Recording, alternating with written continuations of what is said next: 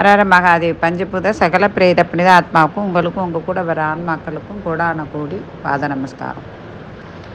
ஆத்மஞான ரகுநாத சேதுபதி மன்னரே போற்றி போற்றி.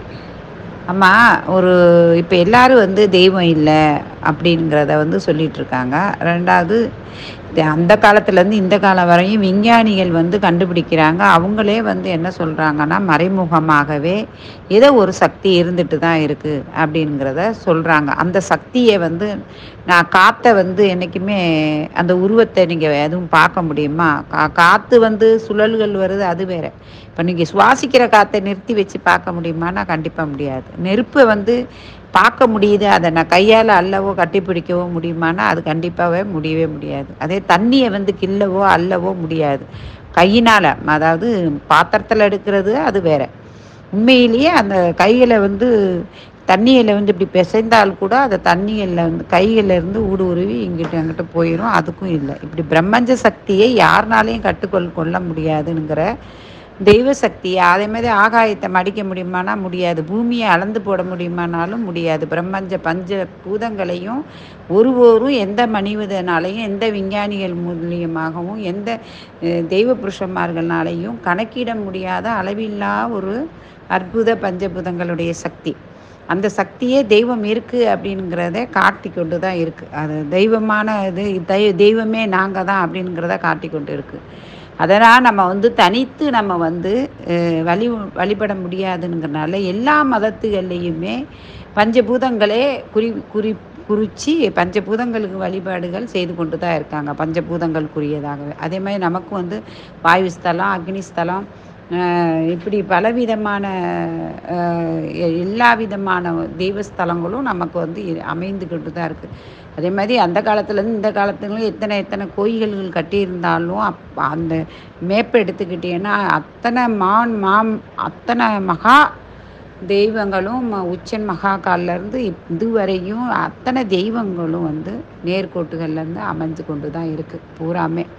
இதெல்லாம் திட்டமிட்டு செய்தாங்கன்னா கண்டிப்பாக கிடையாது, தானாகவே அமையப்பட்டது. அப்படிங்கும்போது ஒரு மனிதன் கடலில் போகிறான், அதே மாதிரி வெளிநாடு பயணம் போகிறான், அதே மாதிரி ஊர் விட்டு போகிறான், ஏன் உள்ளூருக்குள்ளேயே இருக்கட்டும், எதுவாக இருந்தாலும் அவன் பெரிய ஒரு விபத்துக்கு ஆளாகி ஒரு கடலில் போகிறவங்க போட்டு கீழே அமுங்கி எல்லாரும் அக்கக்கா அவங்களுடைய விதிப்படி பிரித்து எடுத்துடும் கடல். அப்போ இந்த ஒரு மனிதனை ஒரு காட்டில் ஒதுங்கி இருக்கான் அப்படின்னா அந்த காட்டுக்குள்ளே எத்தனையோ ஜீவங்கள், அதாவது மிருகங்கள் இருக்குது.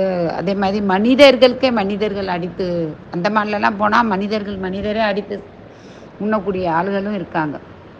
மனித இனமே சொல்லக்கூடிய அளவுக்கு இல்லாத ஒரு மிருகத்தனம் உள்ள அப்படிப்பட்ட ஒரு இதுகளில் நம்ம இந்த அந்த நிலையில் நமக்கு தெய்வம் உணவளிக்கவோ உதவி செய்யவோ மனித ரூபத்தில் யாரோ வருவதோ, எங்கேயோ கடந்து ஒரு போட்டு, அதாவது இப்போ கப்பலில் இருக்கட்டும் போட்டில் இருக்கட்டும், அதில் போகிறதுக்கு பயணம் செய்கிறதுக்கு பயணச்சீட்டு வேணும், பணம் வேணும், அதுக்கு ரெக்கமெண்டேஷன் வேணும், உடம்பு ரீதியாக அதை செக்கப் பண்ண வேணும், இவ்வளோலாம் இருக்குது. ஆனால் ஒரு மனிதன் தத்தளித்துட்டு இருக்கிறவரை காப்பாற்றி கொண்டு வருவாங்க, அவங்களுக்கு எதுவுமே தேவையில்லை. ஆனால் இறைவனுடைய அனுகிரகம் தேவை, அந்த மனநிலை 2 பேருக்கும் தேவை.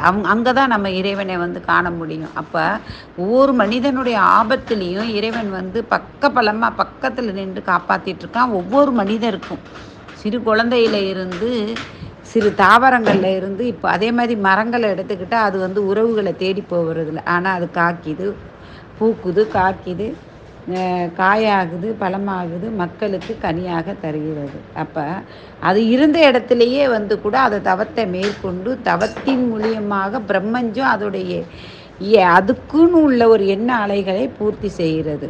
அப்படிப்பட்ட நம்மளும் அந்த நிலையில் ஒருவர் தான்ங்கிறத மறந்துடணும். நமக்கு பேச்சாற்றல் இருக்குது, ஆணவம் இருக்குது, அகங்காரம் இருக்குது, இரத்த ஓட்டம் இருக்குது, திமிரு இருக்குங்கிறதுனால நம்ம ஒருத்தவங்களை இலக்காரமாகவோ ஏளனமாகவோ ஒருத்தவங்களை தாழ்த்தி அவங்கள தரக்குறைவாக ஆக்கி அவங்கள நிலைகுலைய வைக்கிறதாக இருந்தாலும் சரி, அதை எல்லாமே நாம் விதைப்பது நமக்கு திரும்பி வரும் அப்படிங்கிறத மனசில் வச்சுக்கிட்டு மக்களுக்கு நன்மையை செய்யணுங்கிறத மாத்திரம்தான் நான் இதில் வலியுறுத்துகிறேன்.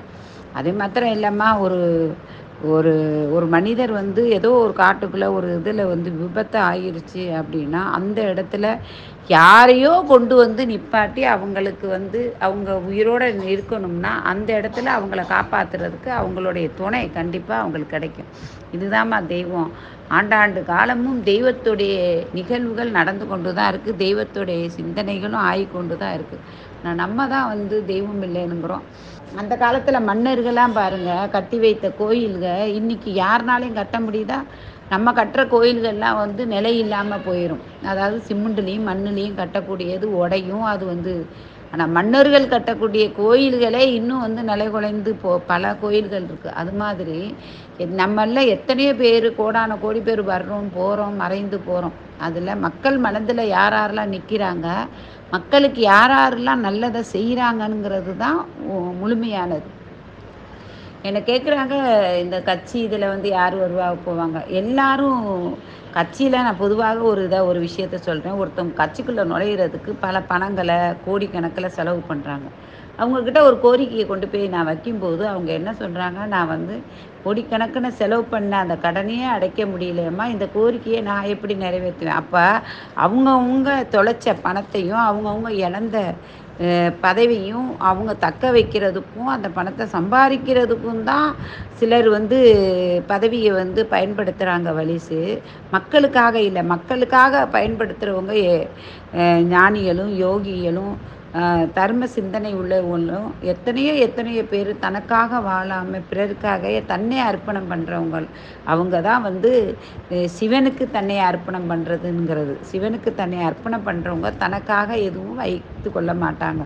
நான் இறக்கும் காலத்தில் என்னுடைய ஜீவசமாதி வருங்காலத்தில் என்னுடைய பேங்கில் இப்போவும் என்கிட்ட எதுவும் வச்சுக்கிறதில்ல, எதுவும் இல்லை. வந்ததை அப்பப்போ இது பண்ணுவேன். அப்போவும் காமராஜர் மாதிரி ஒரு 300 500 காசு கூட இல்லாமல் மக்களுக்காகவே எல்லாம் செய்துட்டு என்னுடைய ஆன்மாவை பிரித்து எடுத்து ஜீவசமாதி அடையணுங்கிறது தான் என்னுடைய லட்சியமும் ஆசையும்.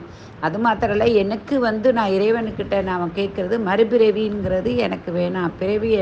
பிறவியை அறுத்து விடுடாங்கிறது தான் காரைக்கால் அம்மையாராக இருக்கட்டும், ஔவையாராக இருக்கட்டும், அவங்களும் மறுபிறவி வேண்டான்னு தான் வேண்டிக்கிட்டாங்க. அதே தான் நானும் இறைவன்கிட்ட பிரார்த்தனை பண்ணுறேன்.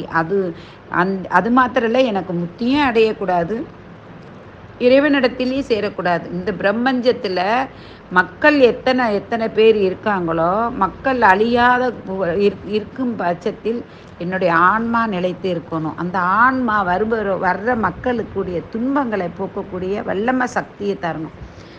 ஆன்மாக்கள் என்னுடைய ஆன்மா நிலைத்து இருந்து அவங்கள பார்த்து கொண்டு அவங்க எல்லாத்துக்கும் நான் தாயாக இருக்கணுங்கிறதா என்னுடைய நிறைவேறாத ஒரு ஆசை, நிலையான ஆசை. இறைவனுக்கிட்ட வைக்கக்கூடிய பிரார்த்தனையும் அதுதான். அதே சமயத்தில் என்ன நாடி வரக்கூடியவங்களாக இருக்கட்டும், நாடி வர முடியாதவங்களாக இருக்கட்டும், அவங்கவுங்க இருந்த இடத்துலையே 4 தலைமுறையே தெரிந்து கொள்ளலாம். தெரிந்து கொண்டது மாத்திரம் இல்லை, அவங்களுக்கு அவங்க வாழ்க்கையில் நடக்க போகிற இன்னல்கள்லேருந்து அவங்க தப்பிக்கக்கூடியதை நான் முன்கூட்டியே சொல்லும்போது அவங்க அதை திருத்தி கொண்டால் கண்டிப்பாக அதில் வெற்றி கிடைக்கும். அது மாதிரில மிக சிறந்த தெய்வீக ஆற்றலும் அவங்கவுங்க கையை கொண்டே கரணம் பாய்ஞ்சி அவங்களுக்கு இது பண்ணலாம். அதே மாதிரி என்னை தொடர்பு கொள்கிறவங்களுக்கு கண்டிப்பாக முன்பதிவு வேணும். பூஜைகளுக்கும் முன்பதிவு பண்ணிக்கிட்டால் என்னை ஈஸியாக தொடர்பு கொள்ளலாம். நாளைக்கு 1000 2000 கால் வருது. நான் அதில் யாரை என்ன பண்ண முடியாது. அதனால் வாட்ஸ்அப்பில் நீங்கள் பதிவிடுங்க எல்லோரும். அந்த வாட்ஸ்அப்பில் பதிவிடும்போது நீங்கள் அந்த வாட்ஸ்அப்பில் உள்ளதை நாங்கள் வந்து இப்போ இன்றைக்கி யார் மெசேஜ் அனுப்புகிறாங்களோ அதுக்கு முன்னாடி யார் அனுப்புனாங்களோ அதெல்லாம் கீழே போயிடும்.